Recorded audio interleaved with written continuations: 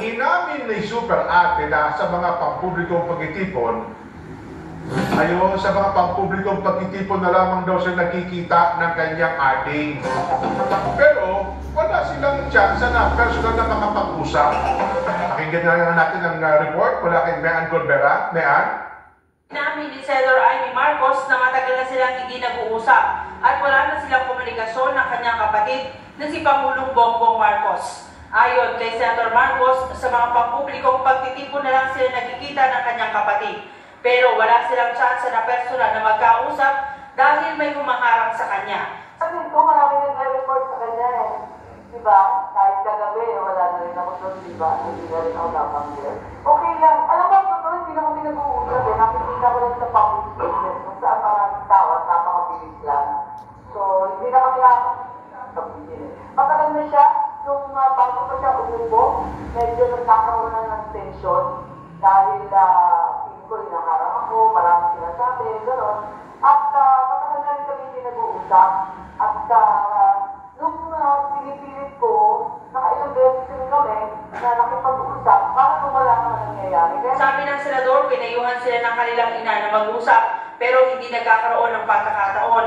Nanay ba ninyo will attend to the ay, ito parang pinapayuhan kami lahat. At ang mahirap sa pamilya ko, mula sa pool, lahat ng privado, nagiging publiko. Okay naman. Parang ko naman sinasabi sa kanya na wala namang masama doon, wala namang mahirap sa pag-uusap. Ang problema lang, talagang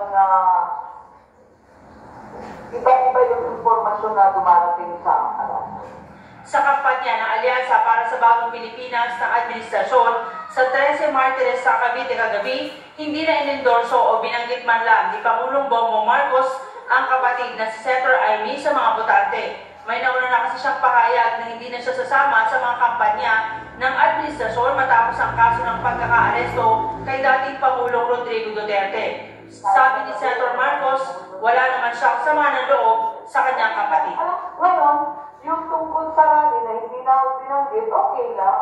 Tigisan tayo, wala tayong magawa. Total, sinabi ko naman mula sa poll, baka mauwi ito sa away-away ng dalawang panig. Ayoko maisip. Sinabi ko na yun nung umpisa pa, yes, I tried very hard to maintain a relationship, but it seems that we are being torn apart by many personalities and forces that have their own agenda.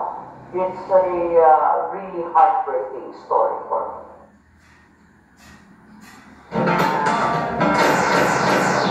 Iwanan naman ang Iglesia ni Cristo sa integridad at kakayahan ng mga hukuman sa ating bansa. Kaya dapat daw po na dito sa Pilipinas, litisin ang kahit sino mang Pilipino at hindi sa iba yung dagat. Eden Santos sa detalye. Eden? Nagtitiwala ang Iglesia ni Cristo sa integridad at kakayahan ng hudikatura at mga hukom sa Pilipinas. Idiniin nito na gumagana ang sistema ng hustisya sa bansa. Naniniwala ang Iglesia na dapat sa Pilipinas litisin si dating Pangulong Rodrigo Duterte. Ang posisyon ng Iglesia ni Cristo ay inihayag mismo ng tagapagsalita nito na si kapatid na Edwel Zabala sa programang Saganang Mamamayan ng Net25. Ayon kay kapatid na Zabala, dapat pairalin kung ano ang tama at kung ano ang nasa mga batas ng Pilipinas. Una rito, inaresto ng Philippine National Police Criminal Investigation and Detection Group si dating Pangulong Rodrigo Duterte dahil sa kasong crime against humanity. Huwag po itong pilipitin para umayon sa nais ng sinuman. Hindi po sumasang-ayon ng Iglesia sa anumang hakbangin na hindi naaayon sa mga batas ng ating bansa. Sapagkat ang batas po ang salalayang nagpapanatili ng kaayusan sa ating bansa.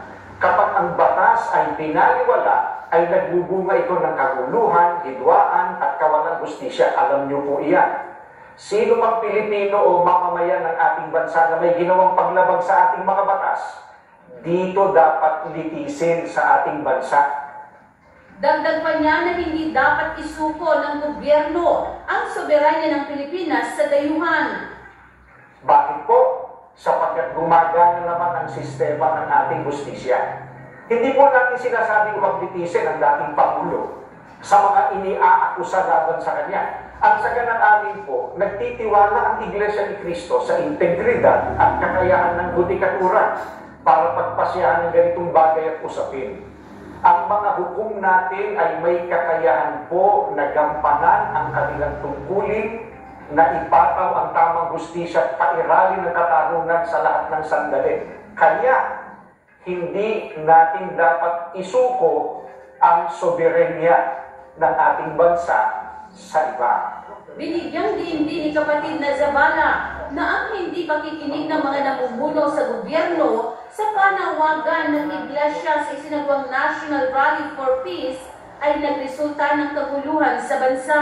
Nang mag-rally po ang Iglesia noong January 13, 2025, ang ipinanawagan po namin sa mga namiminuno sa ating bansa, at malamang ay naaalala niyo po ito, kapayapaan, pagkakaisa, at unahing asikasuhin ang problema ng ating bansa at mamamayan nito kaysa yung mga hakbanging magbubunga lamang ng awayan at hidwaan. Dahil alam naman ng marami po na ang mga ito pawang pamumulitika lamang.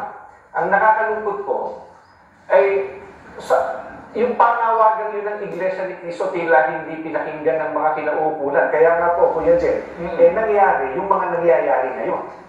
Sinabi pa niya na nagdulot din ito ng pagkakabahabahagi hindi lang sa gobyerno, kundi maging sa mga mamamayan. Hindi naman po natin may tatatwa ng sino man. Matindi ang pagkakabahabahagi ngayon ng mga nasa gobyerno hanggang sa ating mga mamamayan. Hindi lamang tayong mga Pilipino ang nakakaalam na hindi tayo nagkakaisa. Ang nakakalungkot, maging ang mga taga-ibang bansang nagmamasid sa kaganapan po rito ngayon sa Pilipinas, alam na alam nila